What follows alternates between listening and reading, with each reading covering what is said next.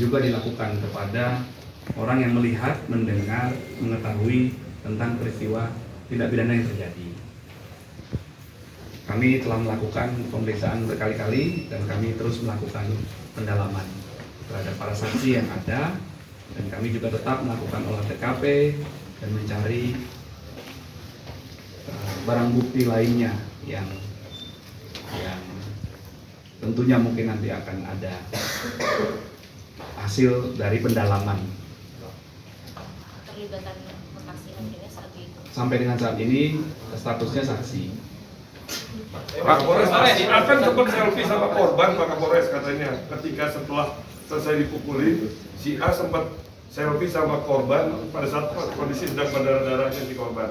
Itu kan, nah itu pertama. Yang kedua kan si A juga infonya yang mencari korban untuk berpura-pura menyerahkan kartu pelajar. Apakah itu benar dari keterangan si A atau seperti apa, dan statusnya seperti apa Pak Kapolres? Karena kan perannya juga cukup vital si A.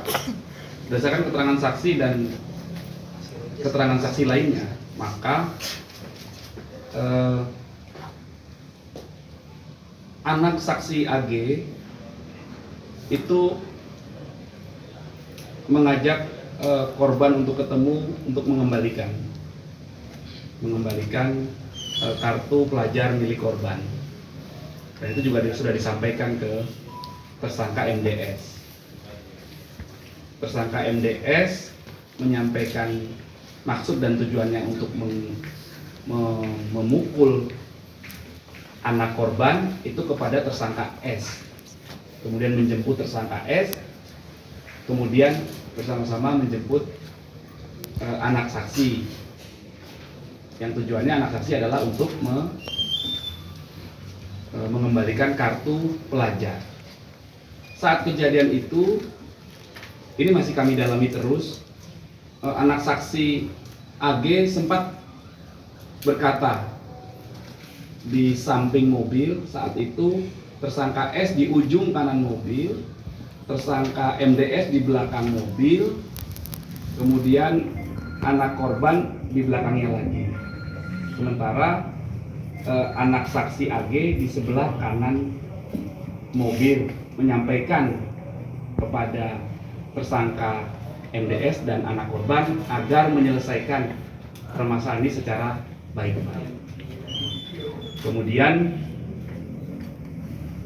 dari saksi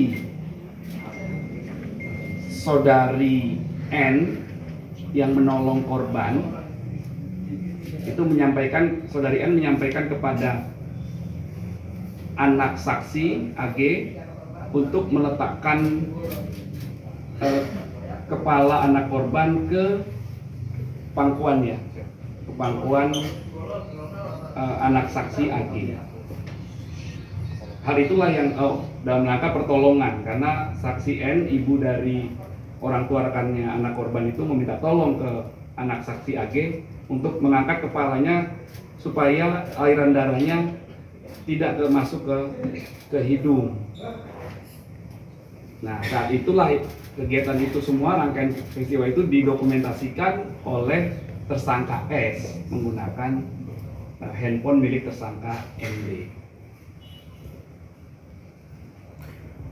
Demikian ya Mas. Pak, terkait perbuatan tidak menyenangkannya ini seperti apa sih Pak sampai memicu emosi? Perbuatan tidak baik itu masih kami dalami terus.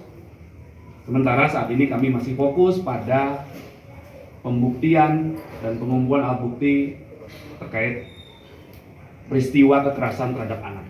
Pak, kemudian terkait ini Pak, terkait ini kan tindakannya cukup sadis juga Pak ya. Berdasar hasil pemeriksaan terhadap tersangka MDS ini, apakah dia melakukan kekerasan itu secara sadar atau dalam pengaruh narkotika atau minuman keras gitu Pak ketika melakukan perbuatan? Ya, itu masih kami dalami sampai dengan saat ini sadar. Pak, kondisi David saat ini seperti apa Pak? Masih ditangani oleh petugas medis di rumah sakit Mayapada Kuningan. Masih kritis? Pasalnya pasal anak-anak atau pasal dewasa Pak Kapolres? Karena kan perlakuannya juga sangat sadis Pak Kapolres. Terkait pasal yang dikenakan oleh pihak kepolisian terhadap Pak tersangka. Tersangka MDS sudah kami jelaskan beberapa waktu yang lalu. Pasal yang kami tersangkakan pasal 76C junto pasal 80 Undang-Undang Nomor 35 Tahun 2014 tentang perubahan Undang-Undang Nomor 23 Tahun 2002 tentang perlindungan anak. Subsidiar pasal 351 tentang penganiayaan. Kalau yang 76C tadi tentang kekerasan terhadap anak. Untuk tersangka S, karena diduga melakukan tindakan membiarkan terjadinya kekerasan terhadap anak, maka kami persangkakan pasal 76C junto pasal 80 Undang-Undang Nomor 35 Tahun 2014 tentang perubahan Undang-Undang Nomor 23 Tahun 2002 tentang perlindungan anak. Pak,